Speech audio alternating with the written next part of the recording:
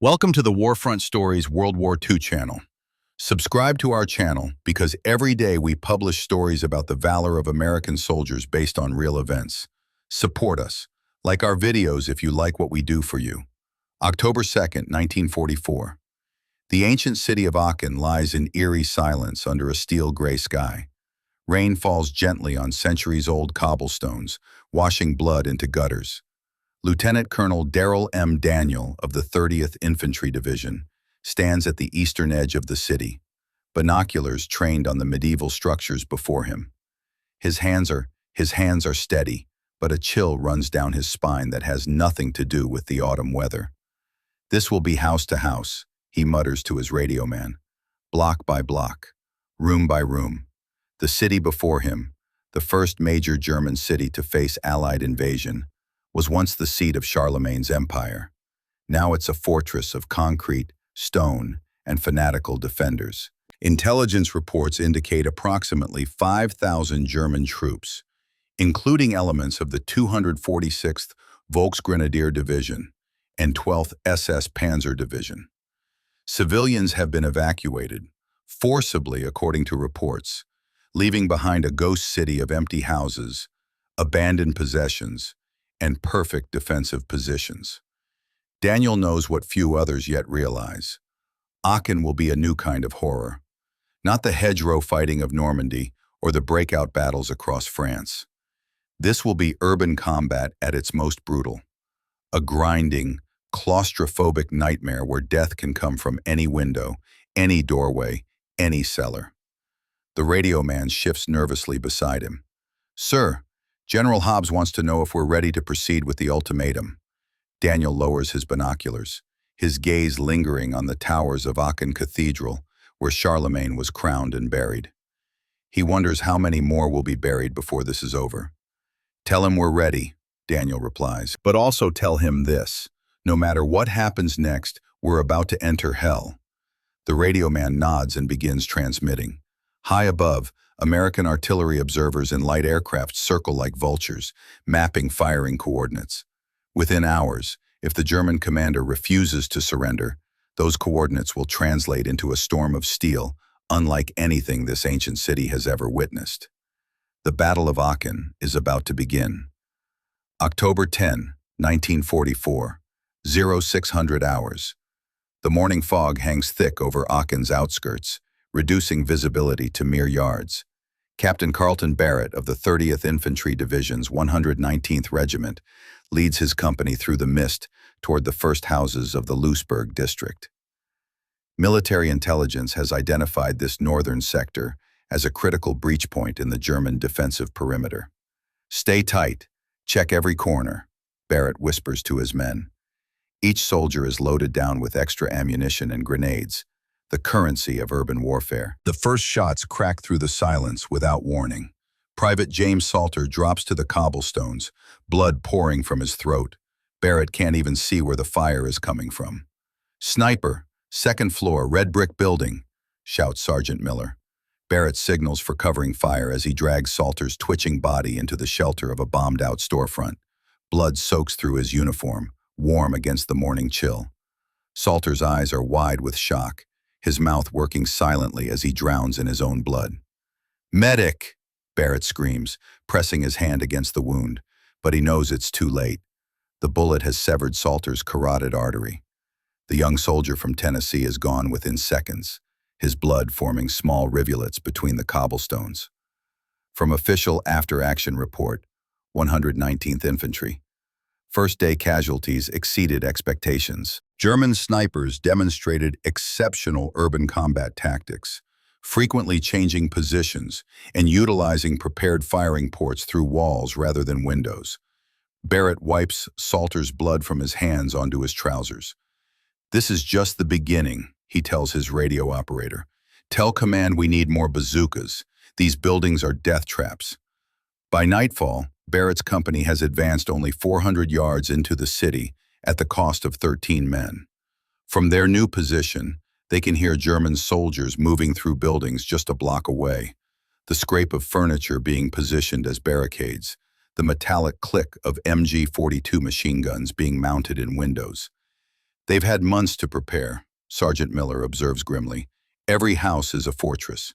Barrett nods, watching as his men establish a defensive perimeter in the shattered remains of what was once someone's home. On the mantelpiece, family photographs stare accusingly at the American intruders. Smiling German children, proud parents, moments of happiness frozen in time, now surrounded by shell casings and blood. Get some rest, Barrett tells his men. Tomorrow we push to the rail line. Every house, every room, leave nothing unchecked. In the darkness, someone coughs, a wet, rattling sound. Dust from pulverized concrete hangs in the air, coating lungs, eyes, skin. The city itself seems to be breaking down, disintegrating under the strain of violence, becoming a fine powder that infiltrates everything. Barrett closes his eyes but knows sleep won't come. Not here, in this city of ghosts and hidden killers. October 11, 1944. The rain falls in sheets, turning the rubble-filled streets into treacherous channels of mud and debris. Lieutenant Colonel Darrell Daniel moves his command post forward into a 3-story office building that once housed an insurance company. The walls are pockmarked with bullet holes, and the windows have been blown out, leaving jagged glass teeth in their frames. "Sir, 2nd Battalion reports they're pinned down on Lothringerstrasse," reports his communications officer. "German 88mm firing directly down the avenue. They've lost 2 Shermans already." Daniel studies his map, now soaked with rainwater and marked with dozens of annotations showing German strongpoints. "Tell them to hold position. We're bringing in the M12s. The M12 gun motor carriage, a 155mm howitzer mounted on a tank chassis, is one of the few advantages the Americans have in this nightmarish urban landscape.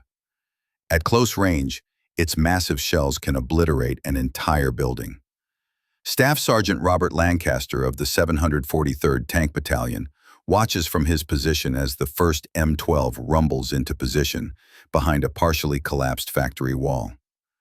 The massive gun elevates, aiming at a German-held apartment building 400 yards away. Fire! The concussion from the 155mm howitzer is so powerful it dislodges chunks of masonry from nearby buildings.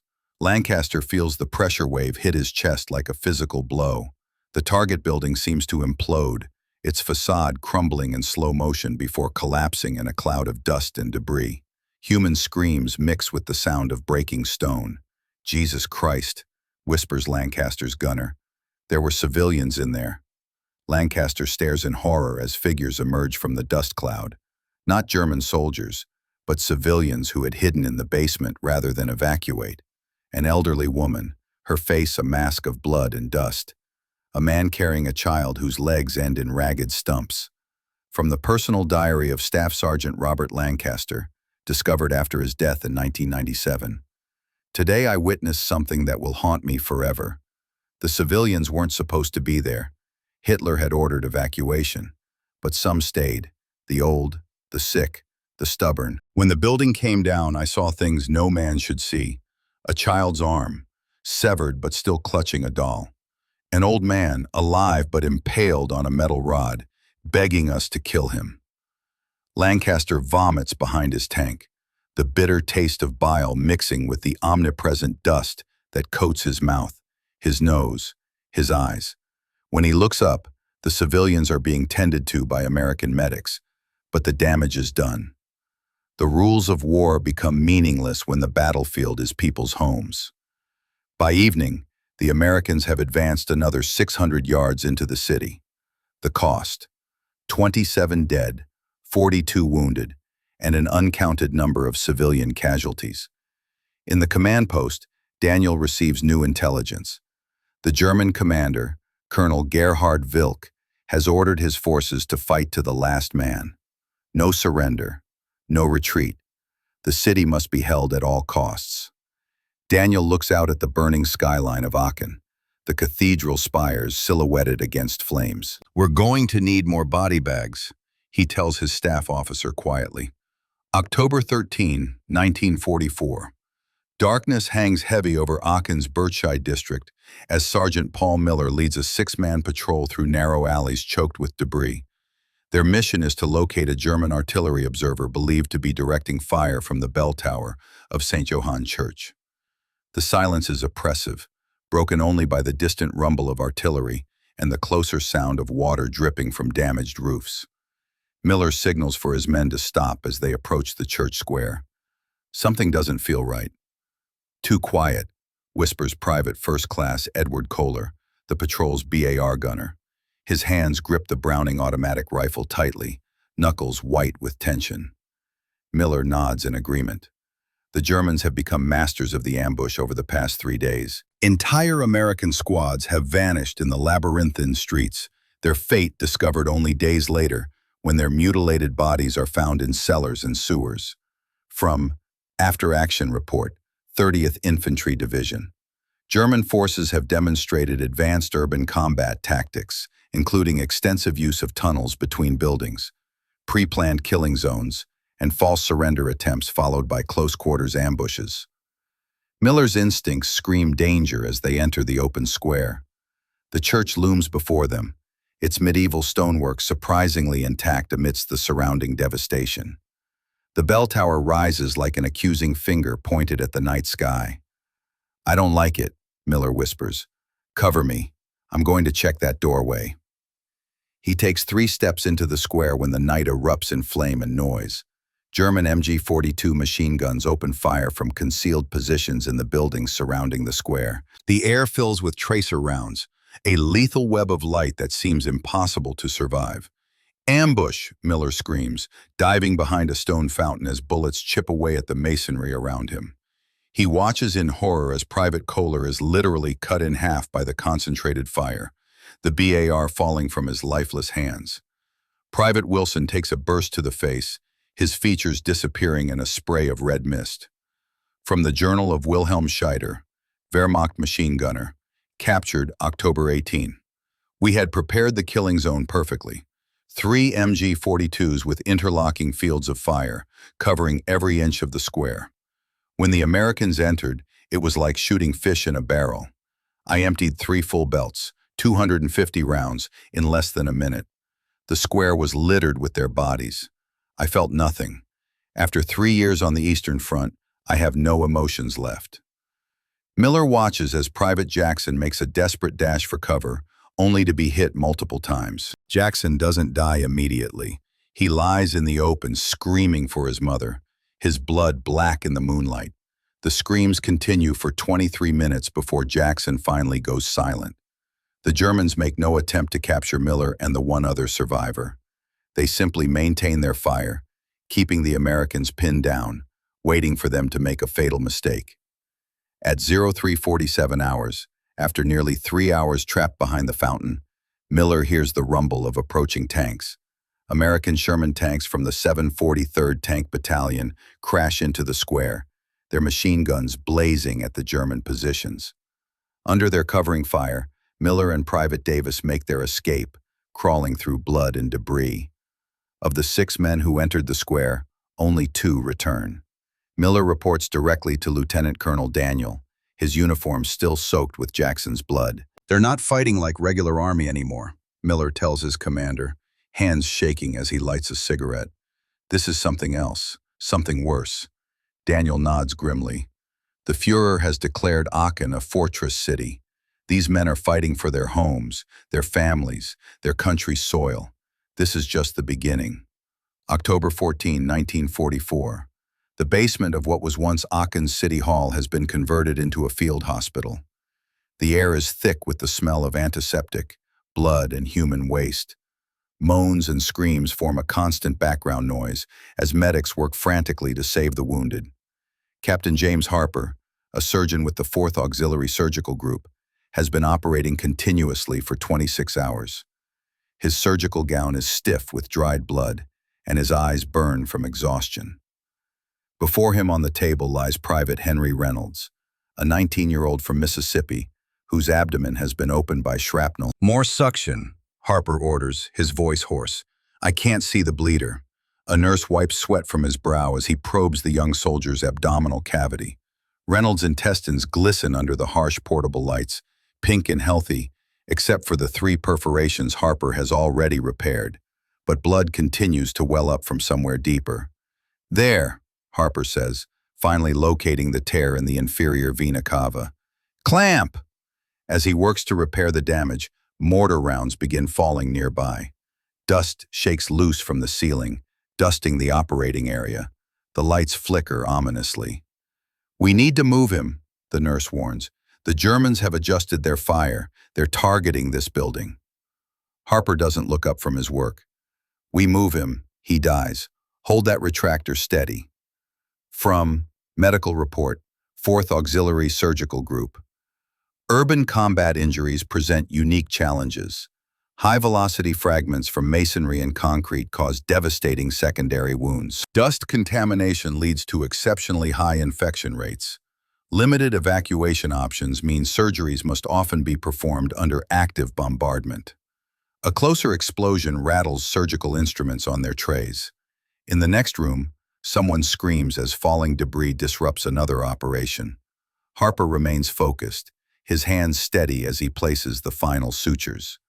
"Close him up," he tells the nurse as he straightens, wincing at the pain in his back from hours of bending over operating tables. "Next patient." The nurse looks at him with concern. "Doctor, you've been operating for over a day. You need rest." Harper removes his blood-soaked gloves, revealing hands that tremble slightly from caffeine and exhaustion. "Rest? Look around you. We have 30 more wounded waiting, and they keep coming. There's no time for rest." In the recovery area, rows of men lie on stretchers placed directly on the floor. Many will die despite the surgeon's best efforts. Urban combat wounds are notoriously dirty. Brick dust, pulverized concrete, and fragments of glass mix with metal shrapnel to create infections that defeat even the newest wonder drug, penicillin. Captain Michael Brooks, a chaplain with the 30th Division, moves among the wounded, offering comfort where medicine has failed. He kneels beside a soldier whose face is wrapped in bandages, only his mouth and one eye visible. "Water," the soldier rasps. "Please." Brooks holds a canteen to the man's cracked lips. "Easy now," he soothes. "What's your name, son?" "Davis, Private First Class Thomas Davis." The words come with difficulty. Am I going to die, Father?" Brooks has learned not to lie to the dying. "Your wounds are very serious, Thomas. I can't say what will happen." Davis's one visible eye fills with tears. "I don't want to die in this place. This hell." "You're not alone," Brooks promises, taking the young man's hand. "I'll stay with you." Davis dies 27 minutes later, one of 38 American soldiers who will perish in the makeshift hospital that day. Outside, the battle for Aachen intensifies, sending a steady stream of broken bodies into the basement. Harper continues operating as the ceiling cracks above him and the dead accumulate around him. There is no respite in this stone hell. Only more wounded, more blood, more death. October 15, 1944. Rain falls in a steady drizzle as Technical Sergeant Frank Simmons leads his combat engineers through the rubble-strewn streets of Aachen's Frankenberg district. Their mission? Clear German demolition charges from the bridge over the Würm River to allow American armor to advance.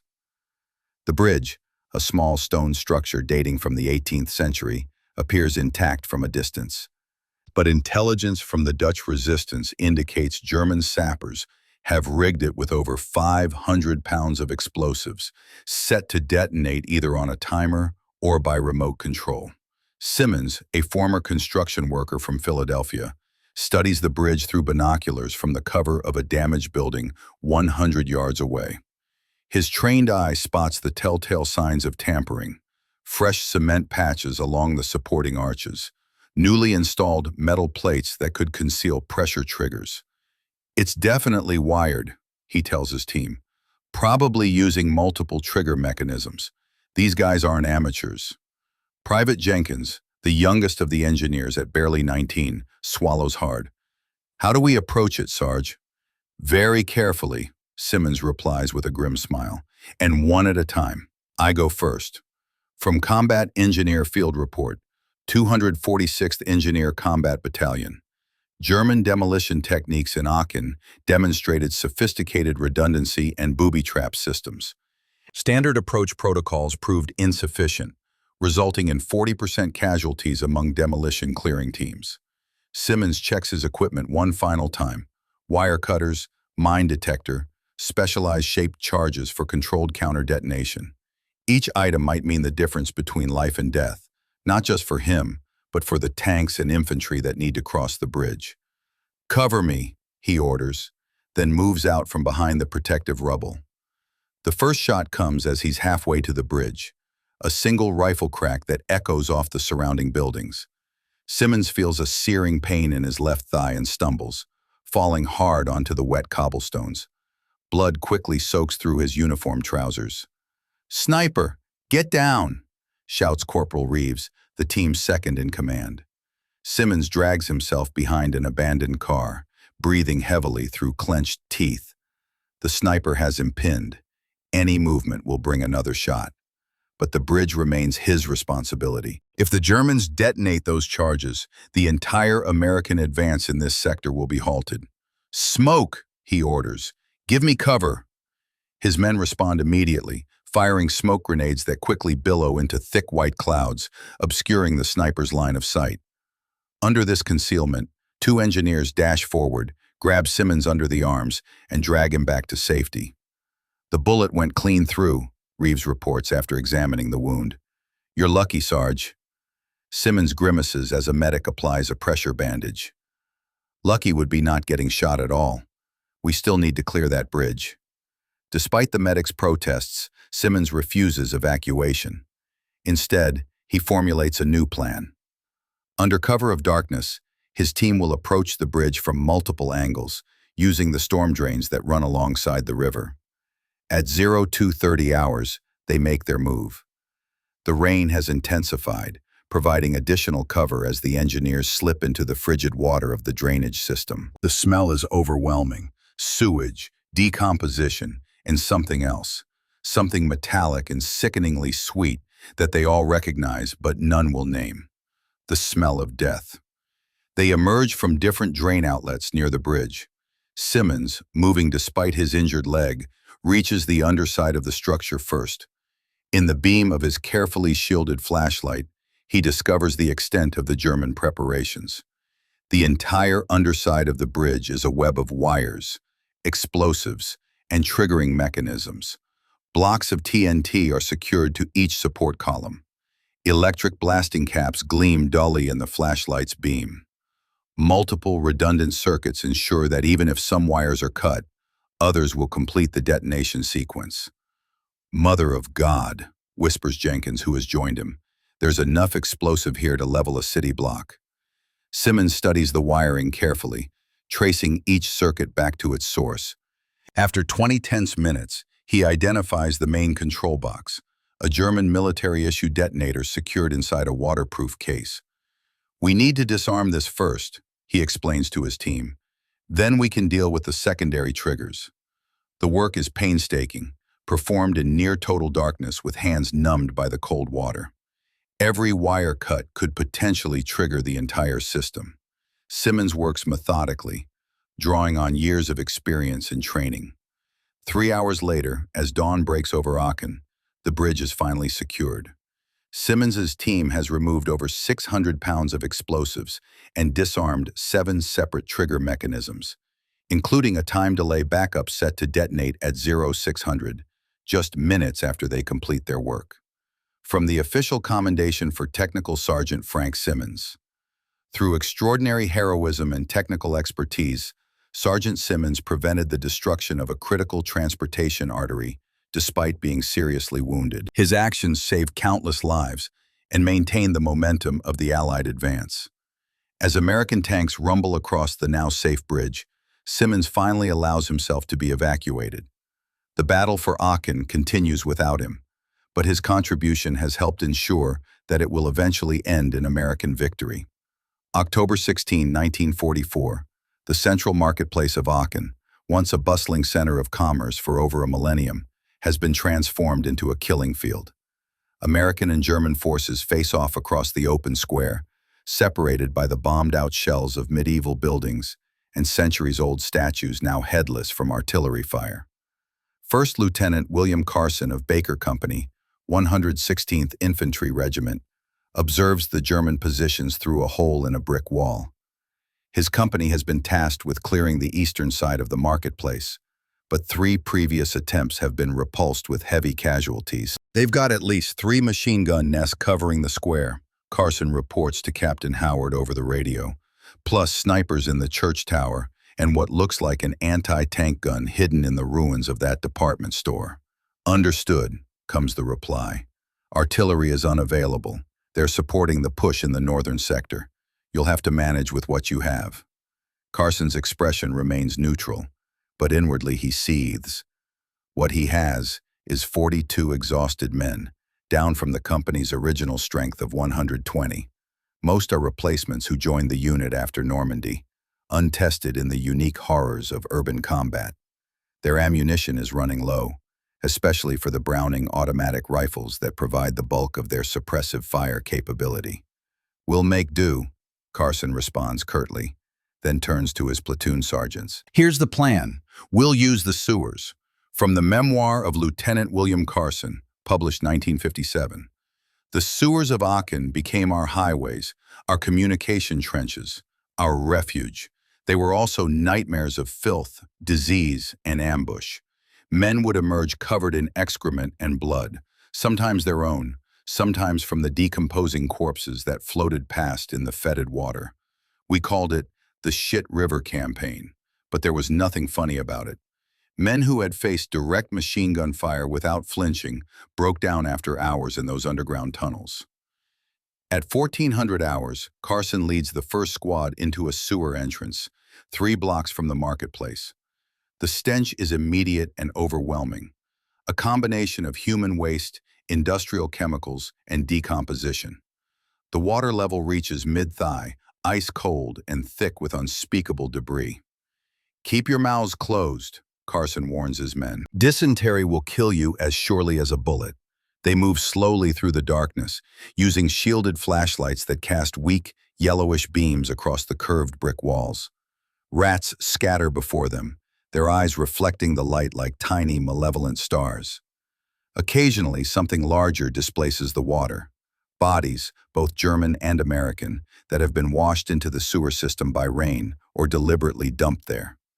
Private James Collins, a replacement who joined the company just 2 weeks earlier, stifles a scream as his hand brushes against a floating corpse. The body, bloated and pale, rolls over to reveal a face frozen in a final expression of terror.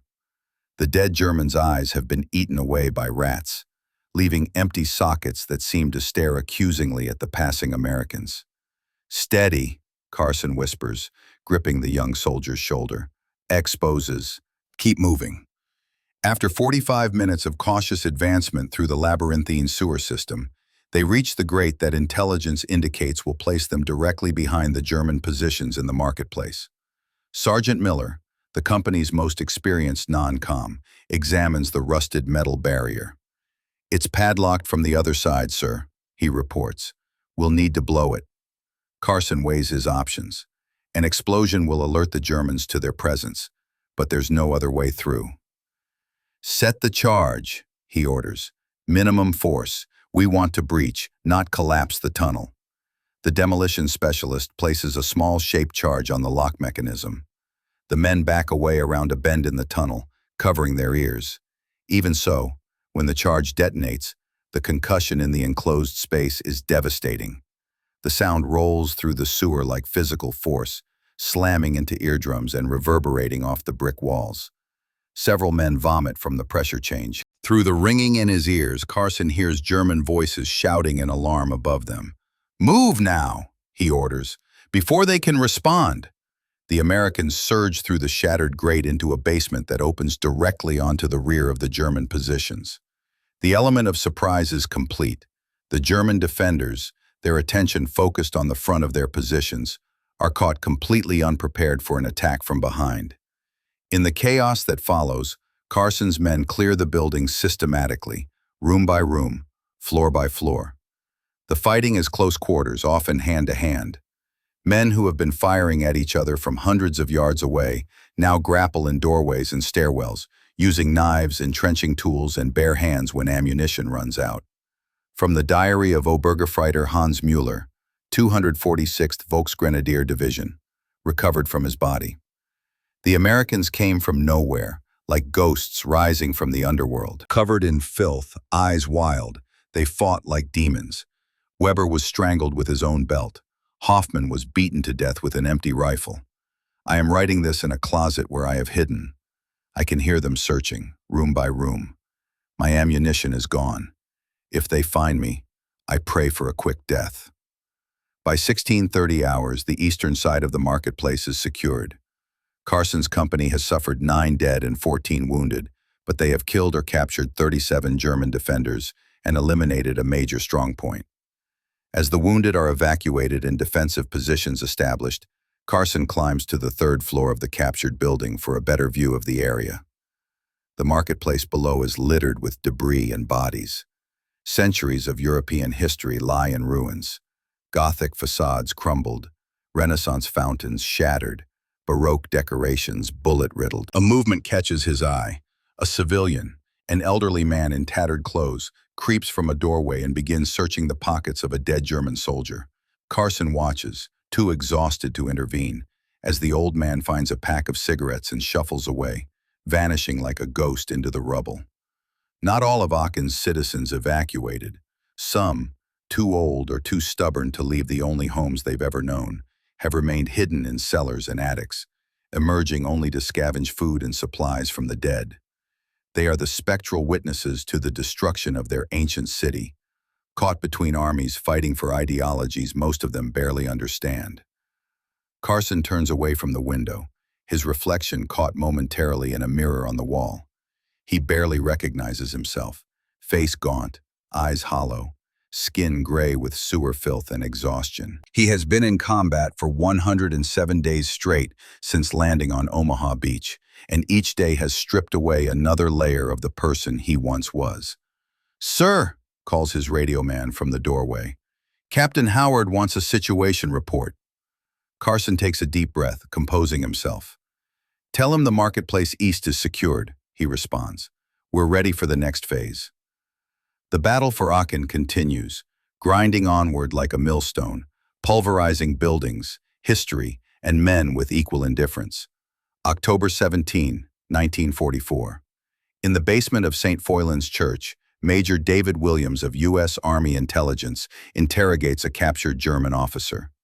The church, dating back to the 12th century, has been heavily damaged by artillery, but its thick stone walls remain largely intact, making it a natural choice for a forward command post. The German prisoner, Hauptmann, Captain, Werner Krebs of the 246th Volksgrenadier Division, sits handcuffed to a wooden chair. Despite 5 days of combat, his uniform is meticulously maintained, the Iron Cross visible at his throat.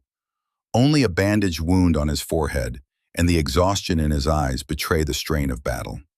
"You understand your situation, Captain?" Williams asks in fluent German. "Aachen is surrounded. Your forces are outnumbered. Surrender now would save many lives, German lives." Krebs stares back impassively. "I have nothing to say beyond my name, rank, and service number, as required by the Geneva Convention." From Interrogation Report, HQ 1st Army Intelligence Section. German officer prisoners maintain exceptional discipline under questioning. Volksgrenadier officers in particular demonstrate fanatical adherence to orders, even when aware of the strategic hopelessness of their position. Physical intimidation proven ineffective and counterproductive. Williams sighs, lighting a cigarette and offering one to Krebs, who accepts with a slight nod of thanks. "I'm not asking you to betray your comrades, Captain. We already know the dispositions of your forces. What I want to understand is why you continue fighting for a city that's clearly lost. Surely you can see the futility."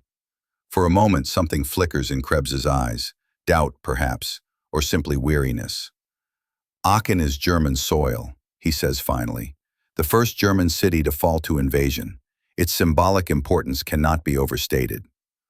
"Worth dying for? Worth sending your men to die for symbols?" Krebs takes a long drag on his cigarette. You Americans cannot understand. This is not merely territory. This is the fatherland. Every street, every building, every stone has meaning. He leans forward, intensity breaking through his professional detachment.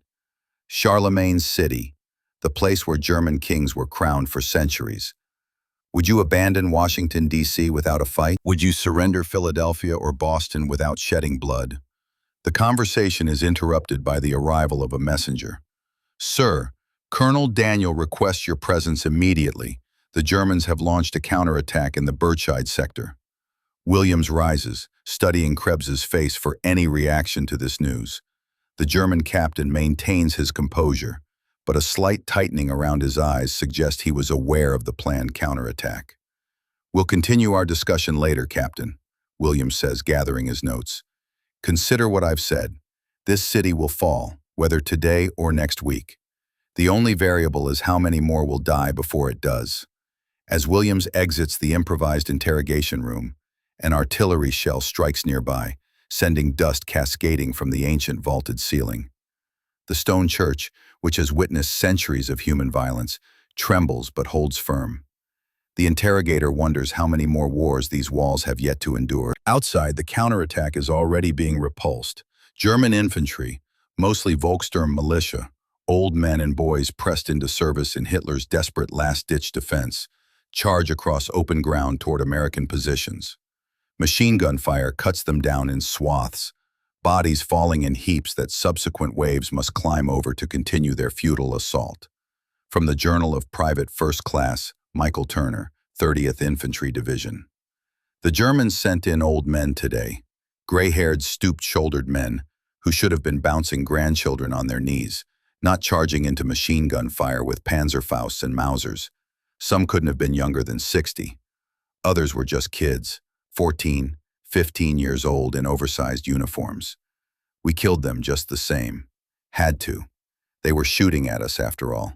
But Jesus Christ, what kind of war is this? What kind of people send their grandfathers and children to die for a city that's already lost?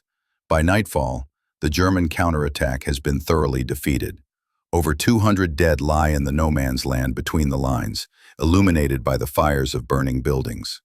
American stretcher-bearers venture out under Red Cross flags to collect the wounded, finding few survivors among the carnage. In his temporary office, Colonel Daniel receives Williams's report on the interrogation. "Anything useful?" he asks, not looking up from the map where he's marking the day's minimal gains. "Nothing tactical," Williams admits, "but perhaps something psychological.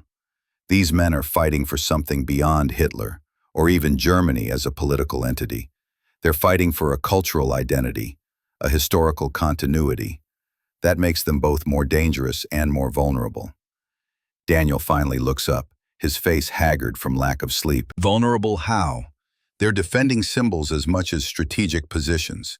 If we can capture or destroy those symbols, the cathedral, the town hall, the imperial palace, we might break their will more effectively than by killing their soldiers. Daniel considers this, then shakes his head. "We're not here to destroy 1,000 years of history, Major. We're here to defeat the Nazi regime." He taps the map decisively. "We'll continue the advance as planned, house by house, block by block, until they break or we've killed them all." Williams nods, recognizing the dismissal. As he leaves the command post, he passes a group of fresh replacements arriving at the front, young men with clean uniforms and uncomprehending eyes, staring in shock at the apocalyptic landscape around them. Williams wonders how many will still be alive this time tomorrow. In his makeshift cell, Captain Krebs listens to the distant gunfire with a military professional's ear, gauging the intensity and trajectory of the battle. He knows what Williams does not yet fully comprehend, that for many German defenders, death is preferable to surrender. The battle for Aachen will continue until the last defender falls, regardless of strategic reality or human cost. October 18, 1944. A thick fog blankets Aachen, reducing visibility to mere yards and transforming familiar streets into an otherworldly landscape of looming shadows and muffled sounds. For Sergeant Thomas Green of the 26th Infantry Regiment, the fog is both blessing and curse. It conceals his squad's movement through hostile territory, but also prevents identification of friend or foe until contact is nearly point blank. "Stay close," Green whispers to his men as they creep through the ruins of what was once the city's financial district. Silent signals only. The Krauts are somewhere in this soup. The squad's mission is straightforward but dangerous. Locate and eliminate a German forward observation post believed to be directing artillery fire onto American assembly areas. Intelligence has narrowed the location to the upper floors of one of 3 buildings on Adalbertsteinweg, but cannot specify which one. From Combat Reconnaissance Report, 26th Infantry. Fog conditions on October 18th reduced effective visual range to 10 to 15 yards. Urban combat under these conditions created extreme psychological strain on infantry units. Multiple incidents of friendly fire were reported as units became disoriented in the limited visibility. Green's squad moves from building to building, clearing each floor methodically. The fog seeps through shattered windows and bombed-out walls, pooling in corners and stairwells like a living entity. Sounds are distorted. A falling piece of masonry seems to come from all directions at once, while the distant crack of a rifle is muffled into near inaudibility. In the second building, a former insurance office, now reduced to a concrete skeleton, Private Rodriguez steps onto what appears to be solid flooring, only to plunge through into the darkness below. His scream is cut short by a sickening thud. "Hold position," Green orders, heart racing. He crawls forward carefully, finding the edge of a massive hole in the floor where Rodriguez has fallen. Shining his flashlight down, he sees the private's broken body on a pile of rubble, 15 feet below, neck bent at an impossible angle. The man's eyes are open, staring sightlessly upward. From After-Action Medical Report, 26th Infantry.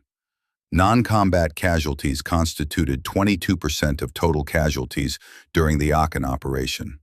These included falls, structure collapses, and accidents related to unstable buildings. Many bodies were not recovered until days or weeks after death due to continued combat operations and structural hazards. There is no time to recover Rodriguez's body.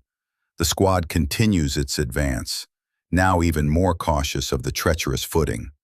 The fog seems to grow thicker as they approach the third building, a 5-story apartment complex that appears relatively intact compared to its surroundings. "This has to be it," Green whispers to Corporal Jenkins. "No other building in this area has upper floors still standing." The squad enters through a ground-floor apartment, its domestic furnishings creating a surreal contrast to the war outside.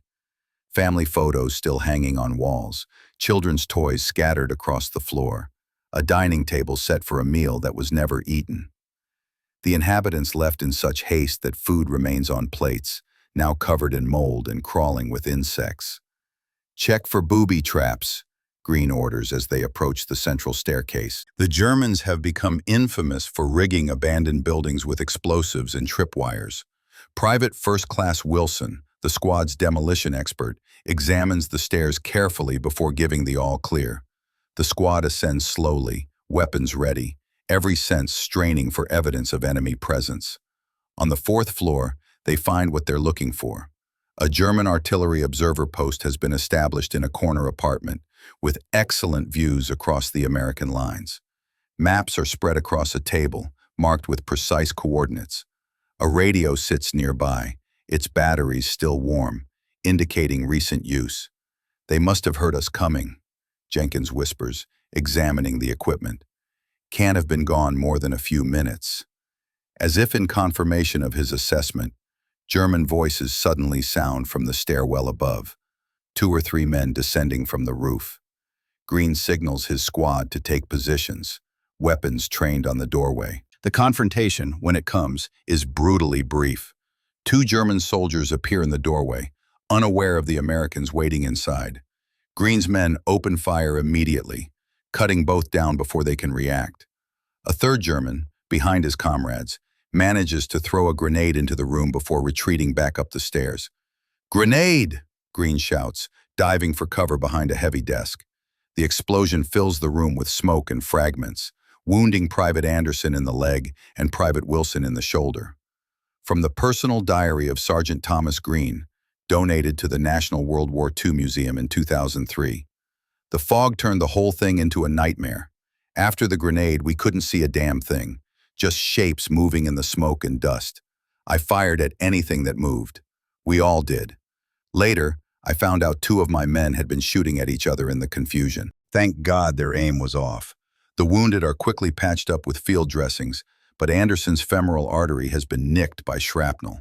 Blood pulses from the wound despite the pressure bandage. He needs immediate evac, Jenkins reports grimly. He won't last an hour otherwise. Green faces an impossible choice. Complete the mission by eliminating the remaining German observer who has retreated to the roof, or abandon the objective to save his wounded man. Military necessity dictates the former. Humanity demands the latter. Jenkins, take Wilson and Lopez. Find that Kraut and end him. Davis, help me with Anderson. We're getting him out of here. As the squad splits up, Green and Private Davis improvise a stretcher using a door torn from its hinges. They begin the arduous process of carrying Anderson down through the treacherous building and back to American lines. Each jolt brings a fresh gush of blood from the wounded private, who has lapsed into unconsciousness. A small mercy given the pain he would otherwise experience. The fog has begun to lift slightly, revealing glimpses of the devastated city around them. Green navigates by memory and instinct, aware that a wrong turn could take them into German-held territory. Anderson's life ebbs with every passing minute, his pulse weakening beneath Green's fingers when they pause to rest. From the 5th floor of the apartment building comes the sound of gunfire, a brief, intense exchange followed by silence. Green can only hope his men have succeeded in their mission. 20 minutes later, Green and Davis reach an American aid station set up in what was once a neighborhood clinic. Medics rush to take Anderson, whose skin has turned gray from blood loss. A surgeon glances at the wound and immediately orders a plasma transfusion. "You got him here just in time," the doctor tells Green. Another 10 minutes and he'd be gone. Green nods numbly, suddenly aware of his own exhaustion. His uniform is soaked with Anderson's blood and his own sweat. His hands shake from adrenaline and fatigue. "Sergeant," calls a radioman from the door of the aid station. "Colonel wants a report on your mission. Did you locate the OP?" Green stares at the man for a long moment, trying to formulate a response that encompasses the reality of what his squad has just experienced.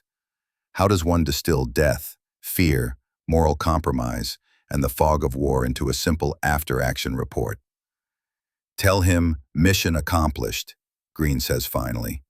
"Observer post located and neutralized. 2 casualties. Awaiting the return of the rest of my squad." The radio man nods and departs, leaving Green alone with his thoughts and the haunting question of whether Jenkins and the others will ever return from the fog-enshrouded building. The battle for Aachen has consumed so many already. Green wonders how many more it will claim before the ancient city finally falls. October 19, 1944. Rain falls in torrents, turning the ruins of Aachen into a treacherous maze of mud, standing water, and unstable debris.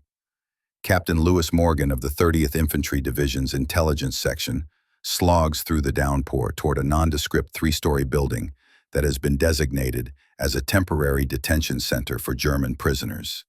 Inside, the atmosphere is thick with the smell of wet wool, unwashed bodies, and fear. Dozens of German soldiers sit or lie on the bare concrete floor of what was once a department store. Most are wounded to some degree. All show signs of extreme exhaustion and malnutrition. American guards stand at intervals around the perimeter, their expressions a mixture of vigilance and pity. "Captain Morgan," greets Lieutenant Wilson, the officer in charge of the detention center. "They told me you were coming." "Something about a high-value prisoner?" Morgan nods, water dripping from his helmet. "Obersturmführer Heinrich Müller, SS, captured yesterday near the cathedral. Battalion S2 thinks he might have information about civilian hostages. From Intelligence Bulletin, HQ 1st Army, October 19, 1944. Reports indicate SS units in Aachen may be holding civilian hostages who refused evacuation orders. These civilians, estimated 200 to 300, are reportedly being used as human shields in key defensive positions. Confirmation required before tactical adjustments can be made. Wilson leads Morgan to a small office at the rear of the building, where a solitary prisoner sits, handcuffed to a metal chair. Obersturmfuhrer Müller is younger than Morgan expected, perhaps 25, with the blonde hair and blue eyes that epitomize the Nazi racial ideal. Despite his circumstances, he maintains a posture of arrogant defiance. "Has he said anything?" Morgan asks quietly. "Name, rank, and unit," Wilson replies. "Standard procedure. But there's something different about this one. Most of the Wehrmacht boys we capture are relieved it's over. This one still thinks they're going to win." Morgan dismisses Wilson and enters the room alone, carrying a folder of documents and photographs. He places these on the table between himself and Müller, but doesn't open them immediately. "Cigarette?" he offers in German. Müller regards him coldly. "Heinrich Müller, Obersturmfuhrer, SS Panzergrenadier Regiment 25. "Yes, I know who you are," Morgan responds, still in German. "The question is whether you know what your comrades are doing to the civilians of this city." A flicker of uncertainty crosses Müller's face before his expression hardens again. "I have nothing to say to you." Morgan opens the folder and removes a series of photographs, laying them on the table one by one. They show German soldiers forcing civilians, men, women, and children, to stand in front of machine gun positions, using them as human shields against American fire. "These were taken by reconnaissance aircraft yesterday," Morgan explains. "We've identified at least 3 locations where your forces are using civilians as protection. That's not just a violation of the Geneva Convention, Obersturmfuhrer. It's a war crime." Müller doesn't look at the photographs. If civilians remain in a declared combat zone after evacuation orders, their safety cannot be guaranteed. This is the reality of urban warfare. There's a difference between being caught in crossfire and being deliberately placed in harm's way, Morgan counters. "You know this. Whatever they've taught you about racial superiority and final victory, you must know this is wrong." For a moment, something almost like doubt flashes in Müller's eyes. Then the ideological armor closes again. The civilians made their choice when they disobeyed evacuation orders. Their fate is their own responsibility. From the post-war testimony of Heinrich Müller at the Nuremberg trials, we were told that holding Aachen was essential to the defense of the Reich. Any means necessary was considered justified. When American artillery began targeting our positions with increasing accuracy, the order came to use civilian holdouts as deterrents. I did not issue this order, but I did not oppose it either. For this, I accept my share of responsibility. Morgan changes tactics. "Let me tell you what happens next, Obersturmfuhrer. We know where these human shields are being deployed. We will adjust our attack plans accordingly, but we will not stop our advance. More Germans, both soldiers and civilians, will die needlessly." He pauses, letting this sink in before continuing. "However, if someone were to provide the exact locations of these civilians and information about how they're being held, we could take steps to minimize casualties during our operations." Muller's face remains impassive, but his hands, handcuffed to the chair, have begun to tremble slightly. "You're asking me to betray my oath. I'm asking you to remember your humanity," Morgan responds quietly. "There are children among those hostages. Whatever you believe about this war, they are innocent." The interrogation continues for 3 more hours.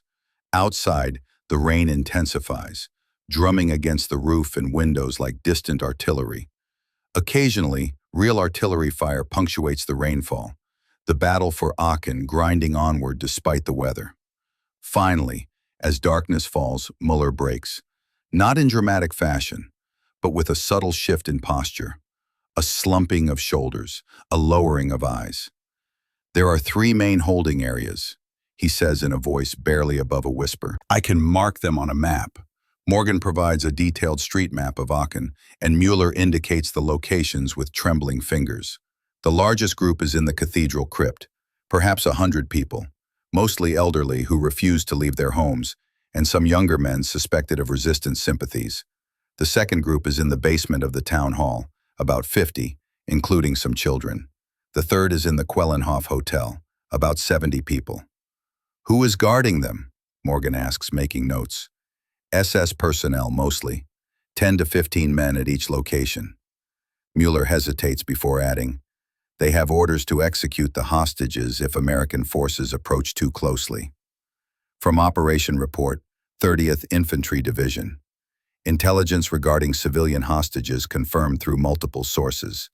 Special operations planned for 0200 hours, October 20, to secure hostages before main assault resumes. German guards believed to have execute orders if position is directly attacked.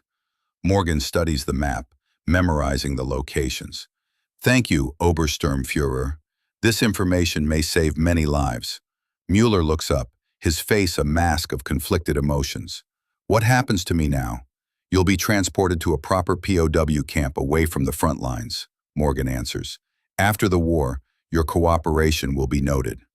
As Morgan rises to leave, Mueller speaks again, his voice so low it's barely audible over the rain. I joined to defend Germany, not to terrorize old men and children. Please, save them if you can. Morgan nods once before exiting the room. Outside, he immediately briefs his commanding officer about the hostage situations. Special operations teams are assembled, small groups of elite soldiers who will attempt to infiltrate the hostage locations and neutralize the guards before they can carry out their execution orders. The rain continues to fall on Aachen, washing blood from the streets only to make way for more. The ancient city, witness to 16 centuries of human history, has become a stage for humanity's darkest impulses and occasional moments of redemption. October 20, 1944. 0200 hours. Under cover of darkness and pouring rain, 3 special operations teams prepare to rescue civilian hostages held by SS troops. The largest team, codenamed Hammer, targets the cathedral crypt where approximately 100 civilians are reportedly held.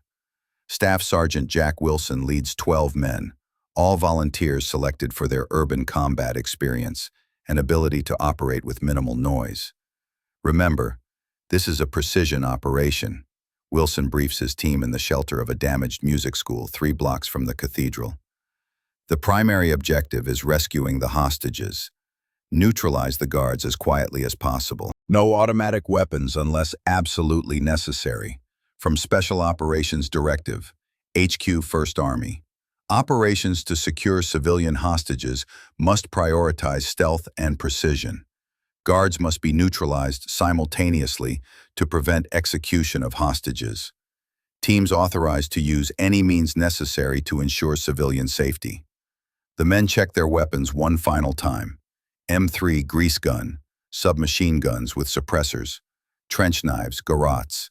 This is not conventional warfare, but something more primal.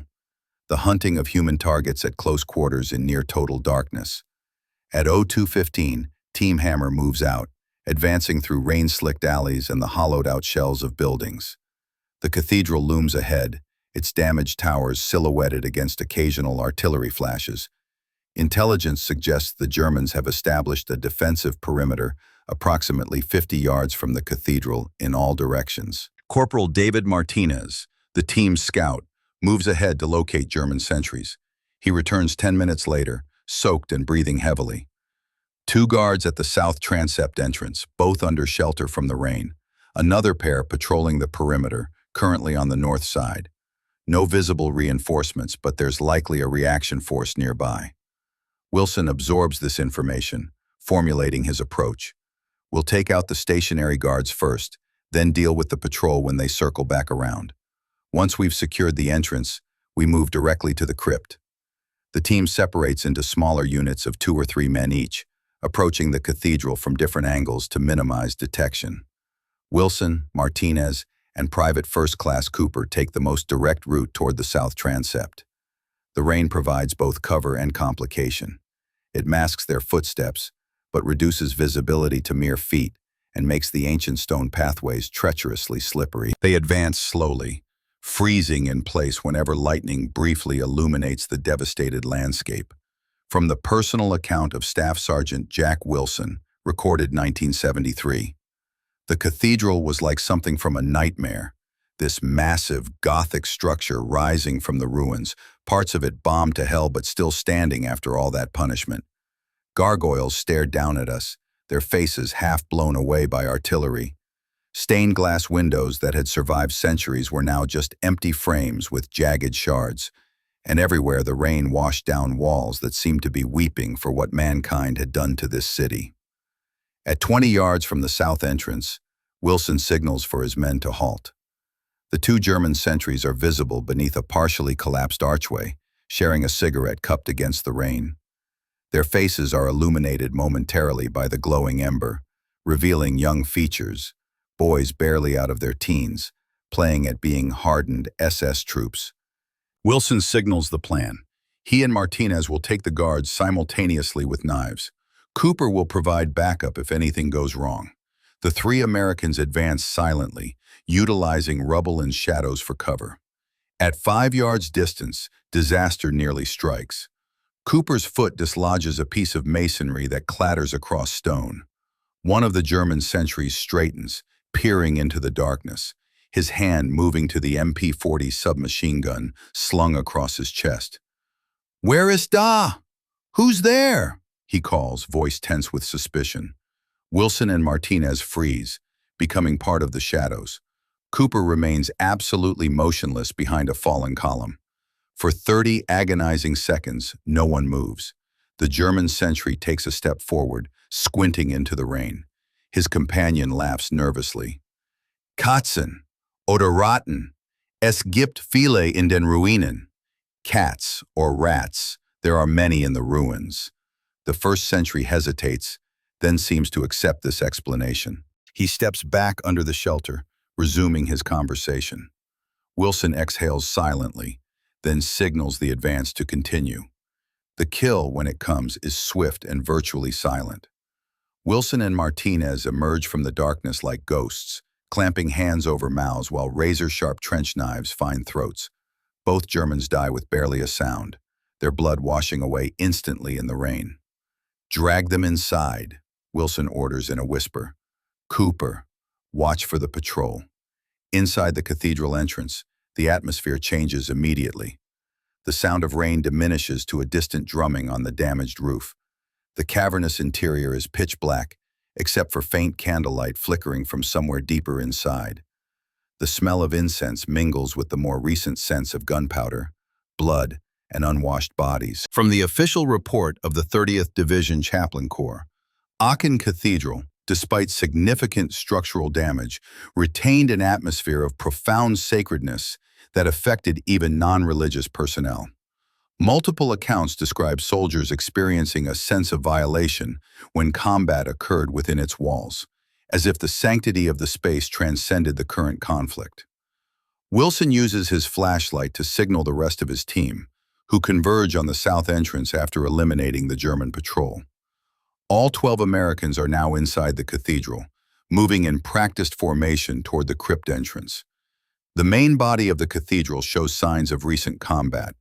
Pews shattered by artillery, statues decapitated by gunfire, medieval tombs cracked open by explosive force. Yet somehow, the essential character of the ancient church remains, a spiritual presence that has outlasted centuries of human violence. The crypt entrance is located behind the main altar, a narrow staircase descending into darkness. 2 more German guards stand at the top of these stairs, more alert than their companions outside. Wilson signals for his sharpshooters, Private Jenkins and Private Rodriguez, to move into position with suppressed M3s. The shots, when they come, are little more than coughs in the vast acoustic space of the cathedral. Both guards crumple without raising an alarm. Wilson's team moves quickly to the staircase, descending into the crypt where the hostages are held.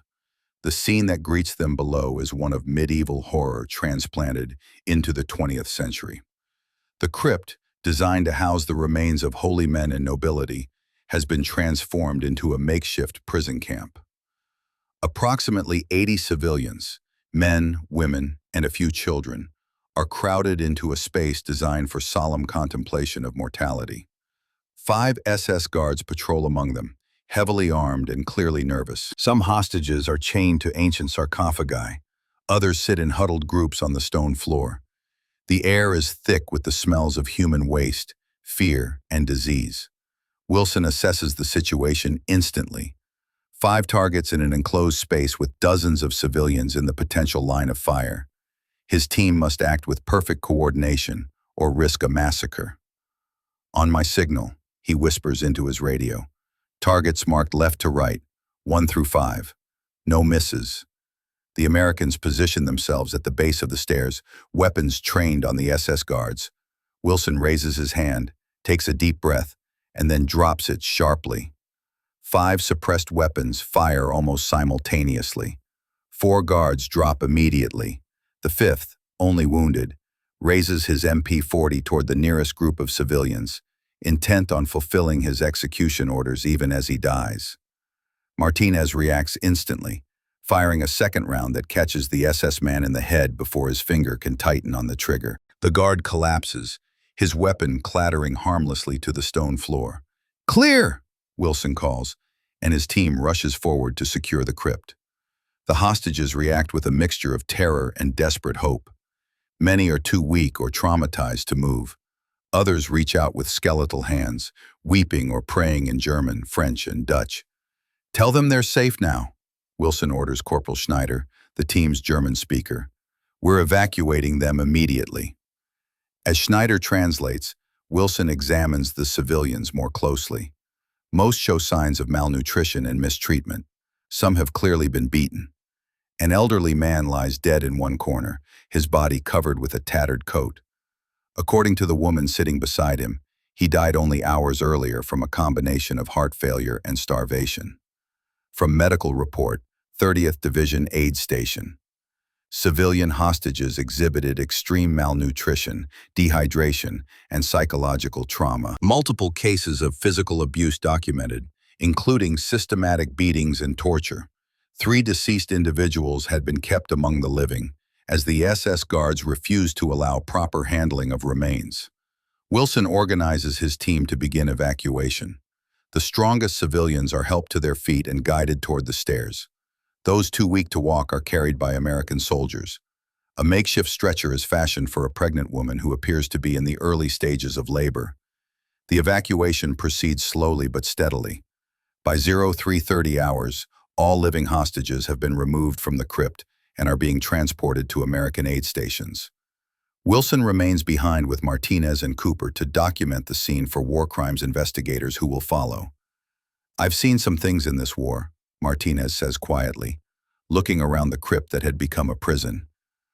"But using a cathedral to hold innocent people, that's a special kind of evil." Wilson doesn't respond immediately. He's examining a section of wall where someone has scratched a calendar into the ancient stone, marking off days of captivity. The final mark was made that very morning. "They knew we were coming," Wilson says finally. "These people would have been executed today if we hadn't reached them." As the 3 Americans climb the stairs to exit the crypt, a distant rumble shakes the cathedral, the artillery bombardment resuming with the coming dawn.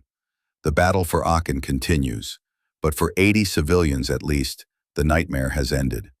Wilson pauses at the top of the stairs, looking back one last time at the desecrated holy space. Despite his exhaustion, he feels a sense of profound accomplishment. In the midst of war's insanity, his team has done something unambiguously good. They have saved lives that would otherwise have been sacrificed to the senseless logic of a dying regime. Outside, the rain has finally stopped. The first faint light of dawn reveals a city transformed by violence, yet somehow enduring, much like the people who have survived within its broken walls. Present day. The city of Aachen stands rebuilt and renewed, its medieval center restored with meticulous attention to historical accuracy, its modern districts bustling with the activity of a thriving European urban center. Few visible scars remain from the catastrophic battle that reduced the city to rubble in October 1944. Only subtle markers indicate the locations of key events in that urban nightmare.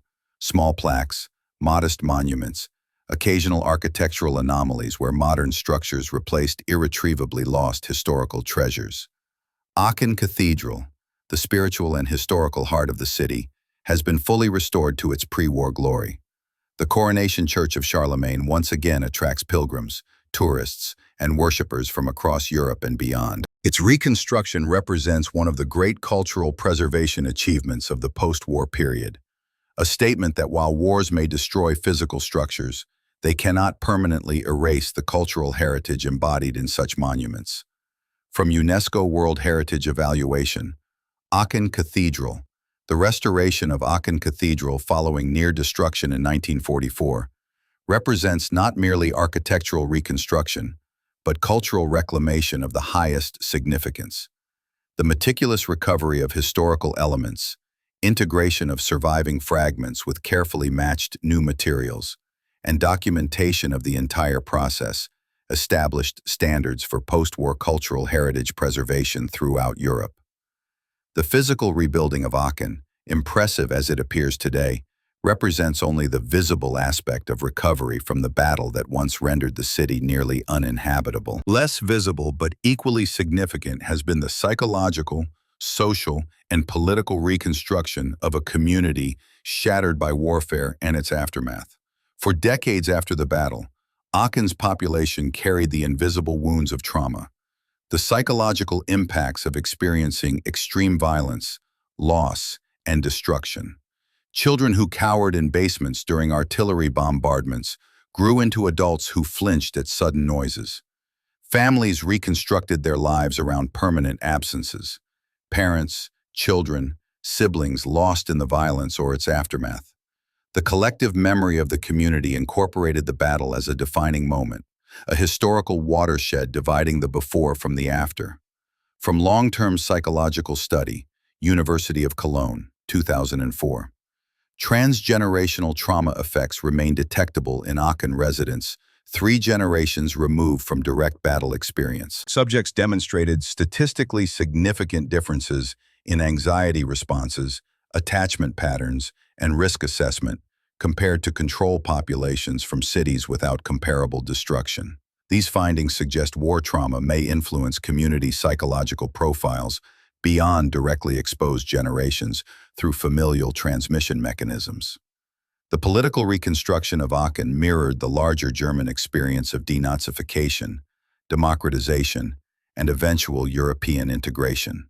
From the initial American military government through transitional administrative structures to full municipal self-governance, the city followed the trajectory of Western Germany's remarkable transformation from Nazi dictatorship to democratic society.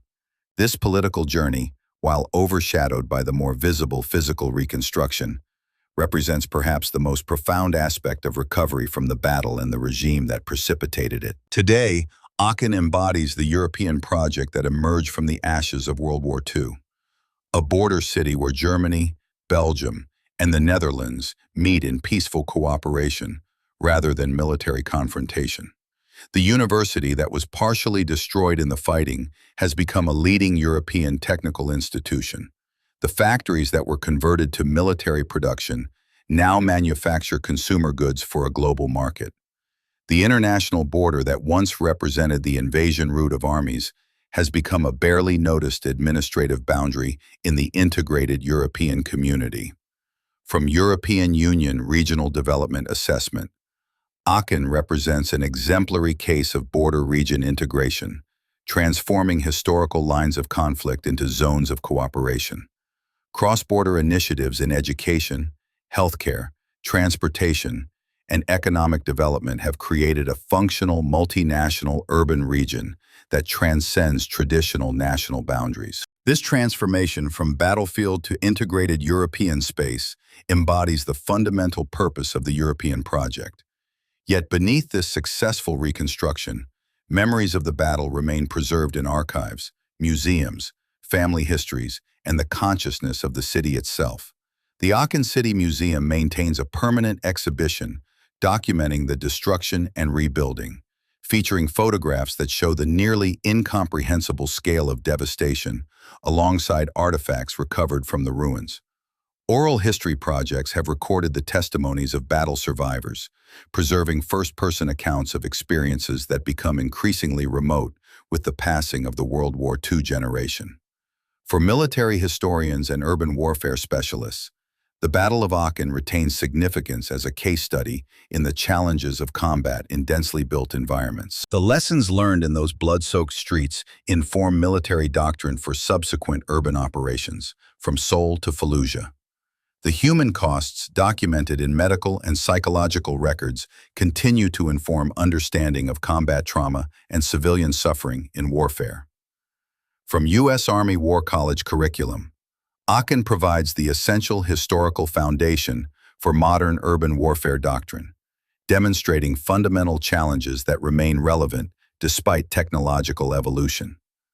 The compression of battle space, complications of civilian presence, psychological impacts of fighting in domestic environments, infrastructure vulnerabilities, and reconstruction requirements. Contemporary military planners continue to reference Aachen when developing urban operation protocols and post-combat stabilization strategies.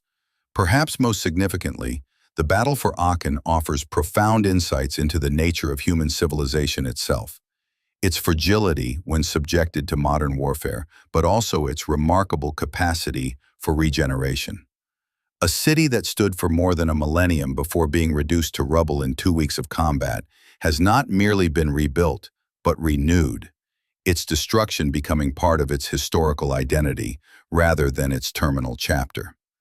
Visitors to contemporary Aachen encounter a vibrant European city where the catastrophic battle exists as historical memory rather than physical reality. This transformation, from apocalyptic urban battlefield to peaceful modern community, represents not merely successful reconstruction, but a testament to human resilience and the ultimate futility of destruction as a final historical verdict. The battle for Aachen, while fading from living memory into historical record, retains significance as both warning and inspiration, a demonstration of humanity's capacity for both self-destruction and renewal. In this duality lies perhaps the most important lesson of this documentary horror story, that even the most catastrophic urban destruction, while permanently altering the physical and psychological landscape, need not represent the end of a city's story, but rather a traumatic chapter in its continuing evolution. The ancient city of Aachen, once reduced to a moonscape of rubble from which recovery seemed impossible, stands today as living proof that human civilization can rise from its own ashes, scarred but renewed, transformed but continuing, a testament to the resilience that offers hope even amid the most comprehensive horror. This documentary horror story has been constructed from multiple primary and secondary sources to create an accurate historical portrayal of the Battle of Aachen. While narrative techniques have been employed to convey the human experience of urban combat, all significant events, military operations, casualty figures, and tactical developments are based on documented historical records. Thank you for listening. If you are also proud of the bravery of our soldiers, subscribe to our channel so you don't miss out on new historical stories.